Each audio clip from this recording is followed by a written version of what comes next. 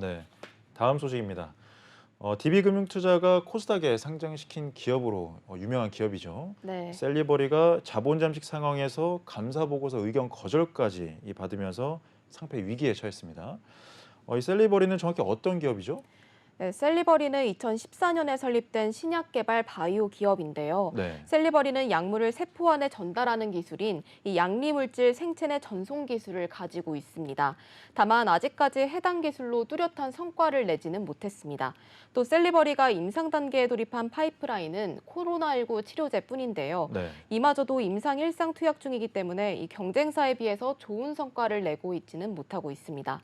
셀리버리는 사실 2018년 당시 이 성장성 평가 특례 상장에 도전하는 첫 기업으로 업계 주목을 받았습니다. 여기서 성장성 평가 특례 상장이라는 건 상장 주간 증권사의 추천이 있을 경우에 이익 여부와 상관없이 코스닥 상장을 시도할 수 있게 한 그런 제도인데요. 네. 2017년에 처음 도입된 제도입니다. 그러면서 DB금융투자는 셀리버리에 직접 지분 투자를 하면서 셀리버리 상장을 추진했습니다. 이 때문에 DB금투가 그만큼 이 셀리버리의 성장성을 확신하는 것으로 평가되기도 했습니다. 네. 어떻게 보면 이 DB금투가 보증한 이 상장사가 자본 잠식의 상패 위기까지 처한 거네요. 네. 우선 이 상장 폐지 사유가 발생한 이유가 뭔가요? 네, 최근 감사 의견 거절을 받았기 때문인데요. 감사 범위 제한과 계속기업 존속 능력 불확실성으로 인한 겁니다. 네. 여기서 계속기업으로서의 불확실성은 통상적으로 유동자금이 없거나 자본 잠식이 발생했다는 의미로 해석할 수 있습니다. 네. 그렇다면 이 셀리버리의 매출 상황이 어떻게 되죠? 네, 셀리버리의 2022년 사업연도 매출액은 231억 원이고 네. 영업 손실은 668억 원을 기록했습니다. 2021년의 경우에는 매출액이 38억 7,200만 원이었고 또 영업 손실이 280억 원이었는데요. 매출 규모는 늘어났지만 손실이 3배 이상 늘어난 상황입니다. 네. 또 자산 총계도 1,200억 원에서 800억 원 수준으로 줄어들면서 재무 부담이 작지 않다는 업계 평이 많습니다. 네. 그렇다면 이 재무 건전성도 좀 따져봐야 될 것 같은데 이 네. 셀리버리의 현재 부채 상황은 어떻죠? 네, 지난해 말을 기준으로 이 셀리버리의 유동부채는 유동자산에 비해서 약 184억 원이 더 많은데요. 네. 총 부채가 총 자산을 42억 원가량 웃돌면서 완전 자본 잠식에 빠진 상황입니다. 오는 10월이면 350억 원 규모의 전환사채에 대한 이 조기 상환 청구권 행사가 가능해진다는 점도 감사 의견 거절의 주된 근거로 작용했다고 볼 수 있습니다. 네. 셀리버리의 이 조기 상환 청구권을 행사할 수 있는 기업들이 있을 텐데 그럼 어떤 기업들이 좀 있죠? 네, 2021년에 이 9월에 25개의 25개의 기관 투자자가 셀리버리 2회차와 3회차 전환사채를 매입한 적이 있는데요. 네. 대덕자산운용과 EIP 자산운용 그리고 EK 자산운용 등이 투자에 참여했습니다. 각 운용사들은 셀리버리의 전환사채를 약 10에서 20억 원씩 펀드에 편입했는데요. 주식 전환 청구 기간은 지난해 10월부터였지만 주가가 떨어지면서 차익 시현을 내기는 어려운 상황으로 분석되고 있습니다.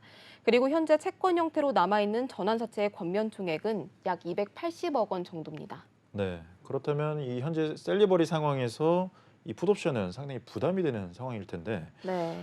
셀리버리에서는 지금 생각 중인 대안은 없나요? 네, 셀리버리는 24일에 회사 홈페이지에 입장문을 발표했는데요. 네.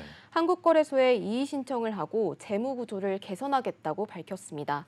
조대웅 대표는 자회사 셀리버리 리빙앤헬스를 창업 투자하면서 초기에 과도한 비용이 투입됐고 또 모회사 셀리버리의 자금 상황에 영향을 주게끔 한 책임이 본인에게 있다고 말했습니다. 네. 이어 조 대표는 창업 후 어느 정도의 투자는 필요하다고 판단했지만 결과적으로 과도했던 것 같다고 언급했습니다. 조 대표는 이제 모든 것을 바로잡을 것이라며 개인 자산을 회사에 사재 출연하고 또 자회사와 모든 유무형 자산을 조기에 매각하겠다고 말했습니다. 그러면서 셀리버리는 이날 조 대표가 개인 현금 자산 20억 원을 회사에 출연했다고 밝혔습니다.